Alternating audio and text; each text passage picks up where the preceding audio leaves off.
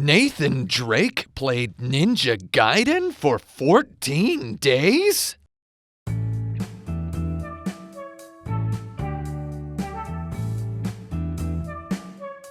Hello, I'm professional video game liker Tim Rogers. And I'm Kotaku staff writer Gita Jackson. Rapper and video game enjoyer Aubrey Drake Graham played Fortnite on Thursday night with the popular streamer Ninja. 600,000 people tuned in, smashing Twitch's previously held record for most viewers. The duo were later joined by rapper Travis Scott and Steelers wide receiver Juju Smith-Schuster. They streamed until 4 in the morning, and I missed all of it because I decided to go to bed early. Square Enix announced Lara Croft will be back in Shadow of the Tomb Raider, releasing September 14th. They describe it as the climactic finale of Lara's origin story. Climactic finale, huh? I took a creative writing class once, and I gotta say, that checks out. I love the name Shadow of the Tomb Raider. Like, is there gonna be a Colossus in the game?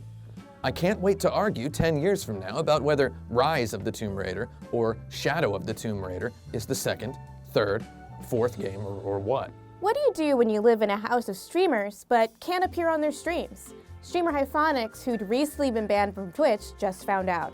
For a while, his roommates had to mute their mics when he walked by because even if his voice was heard on stream, HiSonic could get in trouble. Not being able to talk to his roommates all day took a toll on him, but HiSonic is in luck. Twitch said that as long as he is not the focus of the stream, he can appear on camera in his roommates' broadcasts.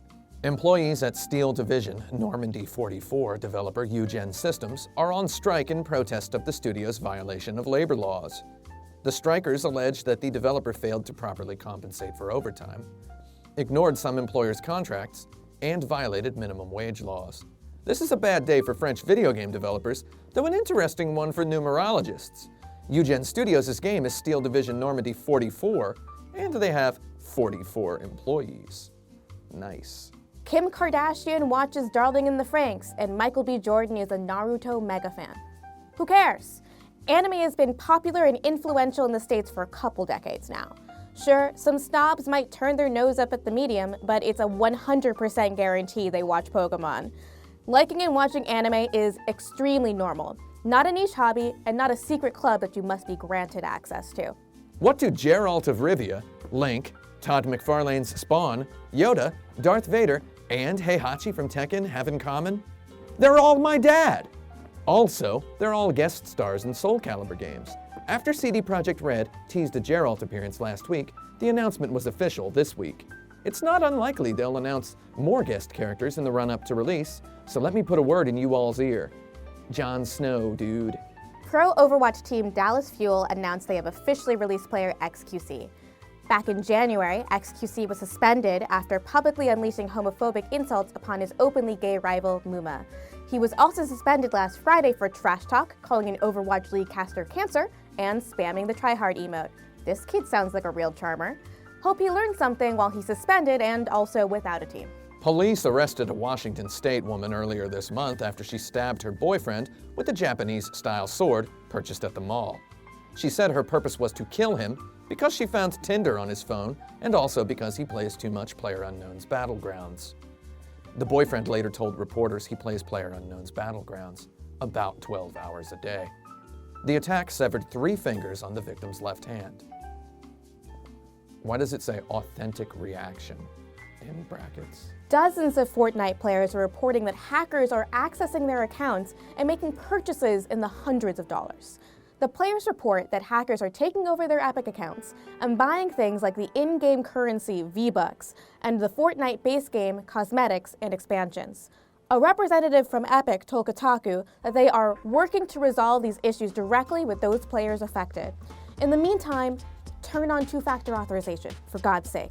Call of Duty WoW has added gun-murderable leprechauns in celebration of St. Patrick's Day.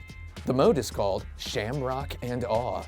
If you ever wanted to shoot a leprechaun to death with a gun, giddy up, buddy. I gotta say, this kinda rules. Leprechauns are harder to shoot than zombies because they're shorter, yet easier to see because of their bright green attire. An interesting contrast. Game designers would call this a case of risk-reward. We've yet to hear how much real money the pots of gold are going to cost. After announcing that Fortnite Mobile would have crossplay between different kinds of phones, a fan tweeted at Xbox boss Phil Spencer that the community wants crossplay for consoles, and he replied, "Me too." And the Epic Games Twitter added, "We three." A representative from Microsoft told Kotaku, "We've worked closely with Nintendo to allow cross-network play between Xbox One and Switch, and our offer to do the same with PlayStation players still holds." Kotaku.com managing editor Riley McLeod reports that the finale of this season's Wolfenstein 2 DLC did not shatter his mind with its impeccability. He says the final episode of the downloadable Freedom Chronicles is, quote, hard to care about, unquote, and, quote unquote, predictable. This is a shocking twist. Who would have ever guessed that killing Nazis could get repetitive? What will these game designers cook up next? Boring leprechauns? Been a really eventful week, so I'm gonna go home into my bed and just look up all of the clips from the Drake stream. I actually think the leprechauns in Call of Duty is really hilarious. Like, I think that's like straight up the most hilarious thing. It's like, God, I hate to say it, but finally.